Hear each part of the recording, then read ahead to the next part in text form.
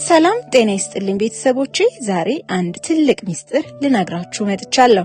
ሁላችንም ስኬታማ የሆኑችን ሰዎችን ስናይ እነሱ እኮ ሁሉንም ነገር ያውቃሉ ፈጽሞ አይጠራጠሩም ብለን እናስባለን። ነገር ግን እውነታው ከዚህ በተቃራኒ ነው። ዛሬ በ9 ደቂቃ ውስጥ ጥርጣሬን እንዴት ማሸነፍ እንደምትችሉ አብረን እናያለን። የመጀመሪያውና ትልቁ እውነት ማንም ሰው 100% እርግጠኛ ሆኖ ስራን አይጀምርም። እንደ ስቲቭ ጆብስ እና አልበርት አንስታይን ያሉ ታላላቅ ሰዎች እንኳን በህይወታቸው ብዙ ግራ መጋባትና ጥንጣሬ ነበረባቸው። አንስታይን ገና ሲጀምር ከትምህርት ቤት ተባሮ ነበር። ስራ ለማግኘትም አመታትን ፈጅቶበታል።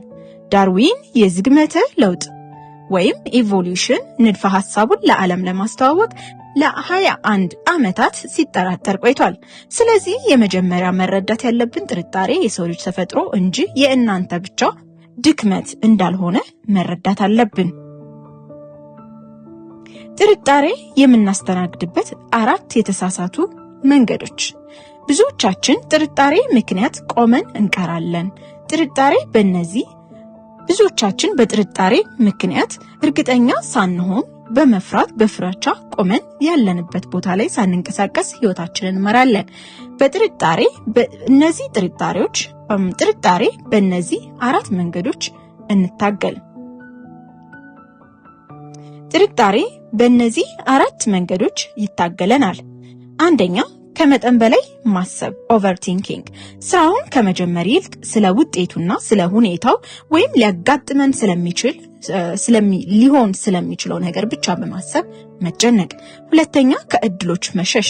ብቃት የለኝም ብሎ በማሰብ የሚመጡልን ትልልቅ እድሎች አለመቀበል ወይም ለመቀበል መፍራት ማለት ነው። ሶስተኛው፣ ለራስ ሰበብ መደርደር።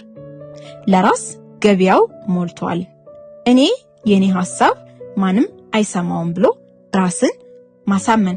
ለምሳሌ ዩቲዩብ መጀመር ትፈልጋላችሁ። መናገር ወይም ለሰዎች ማስተማር መስጠት የምትፈልጉት የራሳችሁ የሆነ ሙያ አለ። ለራሳችሁ ለሰውም የሚጠቅም ሐሳብ አላችሁ። ግን ደግሞ ዩቲዩብ እኮ ሁሉም የሚሰራው ነገር ነው፣ እኔ ብሰራው ማን ይሰማኛል፣ ማንም አይፈልገውም የሚባል ጥርጣሬ ወይም ለራስ ሰበብ መደርደር ማለት ነው። አራተኛው ነገር ደግሞ ተስፋ መቁረጥ። እኔ ዲሲፕሊን የለኝም፣ ስርዓት የለኝም፣ ምንም ነገር አልችልም፣ ምንም ነገር ሊሳካልኝ አይችልም ብሎ ማሰብ። ይሄ ተስፋ መቁረጥ የሆነ ነገር እንዳይሳካልን ምንም ነገር እንዲሳካልን የማያደርግ በጣም ለእድገታችን ጠንቅ የሆነ ነገር ነው። መፍትሄውስ ምንድነው ካላችሁ ጥርጣሬ ያለ መስራት ነው።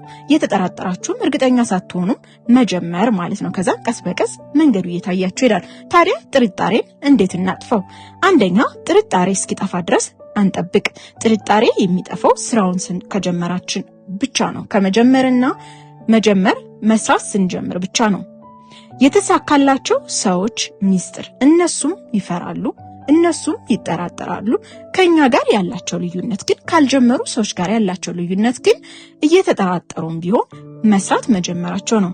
ሌላኛው ደግሞ በትልቁ ወይም በትንሹ ነገር ባላችሁ ነገር፣ አሁን ባላችሁ ብር፣ አሁን ባላችሁ ገቢ፣ አሁን ባላችሁ አቅም፣ አሁን ባላችሁ ዕውቀት መጀመር ነው። ሁሉንም መንገድ ማወቅ አይጠበቅባችሁም። የመጀመሪያው እርምጃ ብቻ ነው።